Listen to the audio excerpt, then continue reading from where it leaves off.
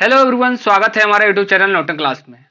और आज हम लोग वर्क पावर एनर्जी के दूसरे लेक्चर में हैं। तो चलिए हम लोग देखते हैं इस लेक्चर में किस किस टॉपिक को डिस्कस करने वाले हैं। इस टॉपिक में सबसे पहले हम लोग बात करेंगे एनर्जी क्या होती है। उसके बाद हम लोग बात करेंगे एनर्जी किस फॉर्म में कंबाइन होती है, काइनेटिक एनर्जी और पोटेंशियल एनर्जी के फॉर्म में होती है। तो इसको सबसे पहले हम लोग काइनेटिक एनर्जी को देखेंगे। उसके बाद हम लोग वर्क एनर्जी थ्योरम को देखेंगे और फिर न्यूमेरिकल को देखेंगे। तो चलिए हम लोग एक एक करके शुरुआत करते हैं। सबसे पहले एनर्जी से शुरुआत करते हैं। एनर्जी क्या होती है? एनर्जी किसी काम को करने की क्षमता को, किसी काम को करने की क्षमता को हम लोग एनर्जी कहते हैं। जैसे एनर्जी किसी क्या है? Energy is ability to perform a work. किसी काम करने की क्षमता को हम लोग एनर्जी कहते हैं। जैसे मान लीजिए कि क्रिकेट का एग्जांपल लेते हैं, तो विराट कोहली की क्षमता है 5 घंटे तक लगातार बैटिंग करने की, और किसी खिलाड़ी को मान लीजिए रोहित शर्मा है, तो रोहित शर्मा की काम करने की क्षमता है, बैटिंग करने की क्षमता है 2 घंटे। तो क्या है कि किसके पास एनर्जी ज्यादा है? तो विराट कोहली के पास एनर्जी ज्यादा है, क्योंकि वो ज्यादा समय तक अपने काम को कर सकता है। एनर्जी क्या होता है? Energy neither be created nor be destroyed.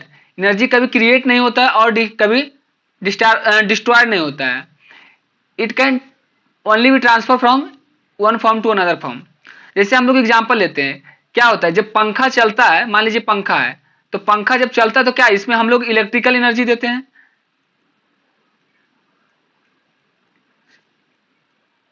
Electrical energy को हम लोग देते हैं, तो हमें हवा के रूप में क्या मिलता है? मैकेनिकल एनर्जी मिलता है। तो क्या है कि एनर्जी एक फॉर्म से दूसरे फॉर्म में ट्रांसफर हो रही है। एसआई यूनिट ऑफ एनर्जी क्या है? जूल है। क्योंकि हम लोग क्या है कि हम लोग तो वर्क को ही परफॉर्म कर रहे हैं ना, तो वर्क की यूनिट क्या है? वर्क को करने की कैपेसिटी को बता रहे हैं एनर्जी। तो वर्क क्या है? ट्रांसफॉर्मेबल है। एनर्जी को वर्क में ट्रांसफर कर सकते हैं और वर्क को एनर्जी में ट्रांसफर कर सकते हैं। तो इसलिए इसका एसआई यूनिट क्या है? जूल है। और एनर्जी भी एक स्केलर क्वांटिटी है, क्योंकि वर्क भी स्केलर क्वांटिटी है, तो एनर्जी भी स्केलर क्वांटिटी है। All form of energy either kinetic और पोटेंशियल। किसी भी एनर्जी को हम लोग काइनेटिक एनर्जी में देखते हैं या फिर पोटेंशियल एनर्जी में देखते हैं। तो चलिए अब हम लोग बात करते हैं काइनेटिक एनर्जी क्या होती है। सबसे पहले हम लोग देखते हैं काइनेटिक एनर्जी के डिफिनेशन के बारे में। Kinetic energy of an object is measure of the work an object can do by a virtue of its motion. Kinetic energy जब हम मेजर करते हैं जब कोई ऑब्जेक्ट मोशन में हो। मान लीजिए ये ऑब्जेक्ट है, इनिशियली ये रेस्ट पे, इसका भी इक्वल टू 0 एम मास का ऑब्जेक्ट है। तो क्या होता है कि जब हम लोग कुछ फोर्स लगाते हैं तो क्या होता है कि ये एक्सेलरेट करता है। बेसिकली है कि हम लोग अगर फोर्स लगाएंगे तो एक्सेलरेट करेगा ही। तो एक्सेलरेट करता है तो इसका वेलोसिटी मान लीजिए यहाँ पे आके एम मास का, इसका भी वेलोसिटी हो गया।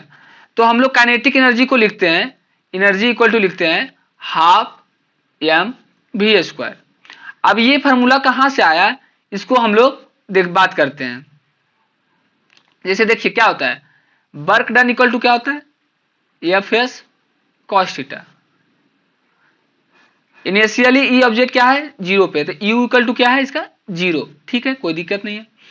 कॉस थीटा क्या है? मान लीजिए ये इस डायरेक्शन में गया तो इसका कॉस थीटा क्या है? 0 है। ऐसे एनसीईआरटी में एफ एस दिया हुआ है, बट इसका क्या है?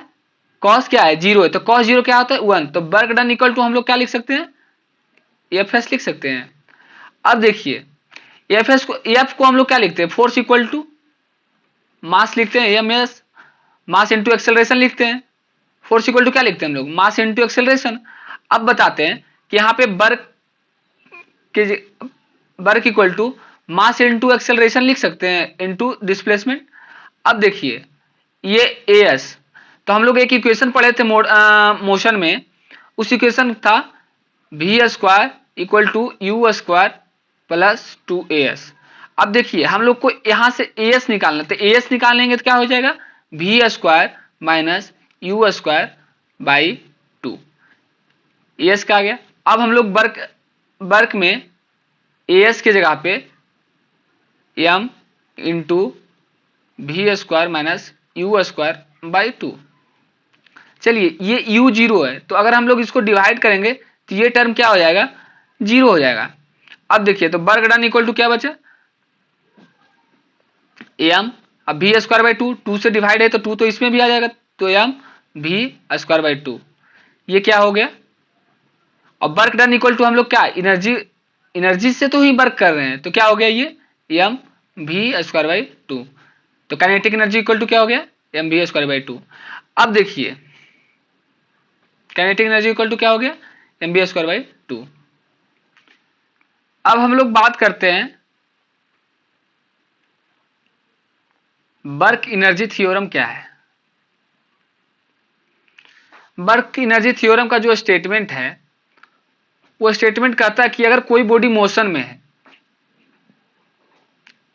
तो जो चेंज इन काइनेटिक एनर्जी होगा वो हमारा वर्क डन कहलाएगा। जैसे मान लीजिए जब हम लोग काइनेटिक एनर्जी का फॉर्मूला प्रूव कर रहे थे तो उसमें क्या था कि ऑब्जेक्ट इनिशियली रेस्ट में था। अब मान लीजिए कि कोई ऑब्जेक्ट यू स्पीड से जा रहा है और उसका स्पीड क्या हो गया, बाद में v हो गया और उसका मास क्या है, m है। तो यहां पे हम लोगों ने चर्चा किया था कि वर्क डन इक्वल टू क्या लिखते हैं, एफ एस कॉस थीटा, जहां पे कॉस थीटा क्या होता है हमारा, कॉस थीटा इक्वल टू 1 होता है। अब एफ इक्वल टू क्या लिखे थे, एम में लिखे थे और एस हो गया, 1 से मल्टीप्लाई किए तो 1 नहीं रह गया ये, तो एम एस हो गया ये।